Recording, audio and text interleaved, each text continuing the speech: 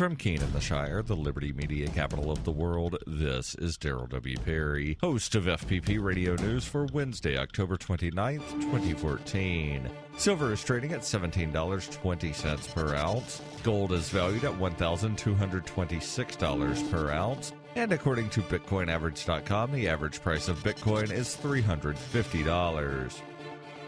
Antiwar.com reports the U.S. war on the Islamic State in Syria, when it hasn't centered on the offensive near Kobani, has mostly been a war on oil. Airstrikes have pounded oil wells and refineries across the territory of the Islamic State, which is also primarily oil-producing parts of Syria. It's been couched as an effort to cut off funding for the Islamic State, but the oil wells and other infrastructure being targeted are actually privately owned, and the attacks are badly damaging the civilian economy across Syria. As winter nears, prices are soaring, and not just on fuel. Knock-on effects have raised the prices of almost everything, including basic food. The prices of grain are no doubt also affected by U.S. airstrikes on grain silos in the north. Even though the oil-rich east has been lost by the Syrian government to the Islamic State, much of the oil still finds its way back into Damascus through smuggling. The Islamic State was doubtless getting a cut from that smuggling, but it's not the only one paying a dear price from the U.S. attacks, and with a lot of its finances coming from taxation and extortion, the Islamic State is probably much less affected by the U.S. air war than the ordinary Syrian. FPP Radio News is brought to you by Roberts & Roberts Brokerage. For over 35 years, Roberts & Roberts has been a trusted source for buying and selling your investment-grade precious metals. They now take Bitcoin for purchasing precious metals so you can turn your profits into a long-term investment. Call Roberts & Roberts today for knowledgeable advice on investing. 800-874-9760.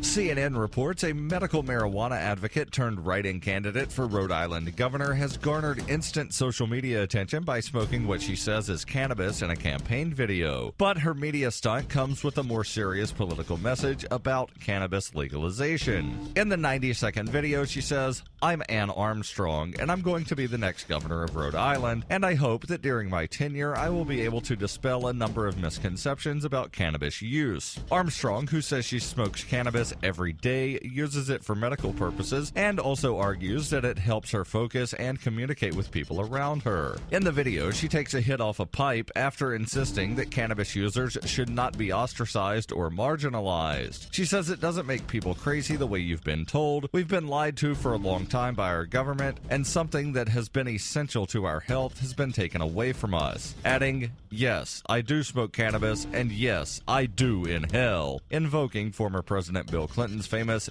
"didn't inhale" remark during his first presidential run in 1992. Hi, I'm Daryl W. Perry, and I need your help to take Peace, Love, Liberty Radio on the road. During the 104-day trip, I'll be visiting at least 10 cities across the country, speaking to people about the ideas of peace, love, and liberty, while simultaneously continuing to create daily liberty media. To find out more about the tour or to donate, visit tour.fppradio.com. That's tour.fppradio.com.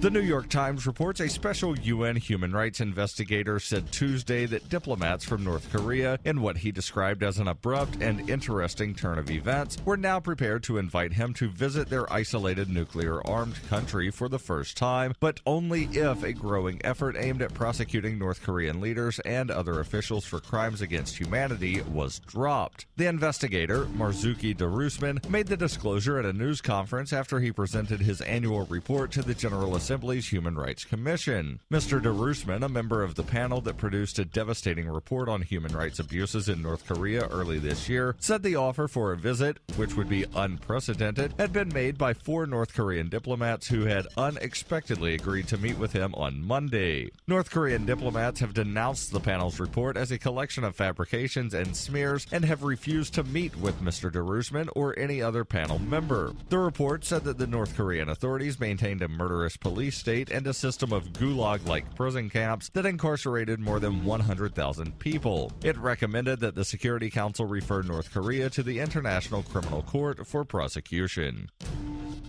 This has been FPP Radio News, online at fppradio.com.